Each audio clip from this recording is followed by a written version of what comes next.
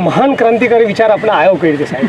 महान क्रांतिकारी विचार इसलिए आया कि जो मोटा समुदाय में जो बनाव हुआ, तो इस बनाव में क्या हुआ कि हजारों साल से हमारे समुदाय के जो लोग हैं, जो दलित समुदाय के लोग, ये जो मृत पशु का निकाल कर रहे हैं, काम कर रहे हैं।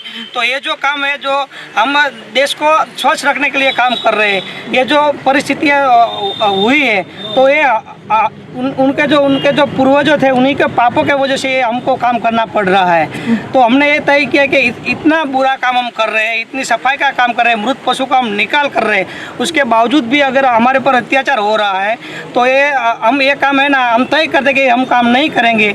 इसीलिए हमने यहाँ 18 तारीख को रैली निकाली थी और मृत पशु ला के यहाँ मृत पशु गाय यहाँ डाल के हमने तय किया और कलेक्टर को बोला कि ये काम हम आज से करने वाले नहीं हैं। ये काम है जो कहते हैं कि हम गौ रक्षक है, गौ रक्षक वाले हैं, तो उन्हीं को ये काम सौंपो। हजारों साल से वो हम काम कर रहे हैं, आज से हम वो काम नहीं करने वाले हैं। ऐसा हमने अल्टीमेटम दिया और यहाँ सभी मरी हुई गाय जो हम 25-30 गाय लाए थे 8-10 साधनों में, वो यहाँ डाल दी थी और इस लड़त की शुरुआत हमने यहाँ से की हुई थी। अच्छा, फिर कलेक्टर साहब ने उसकी कुछ बिरयानी बनाई है?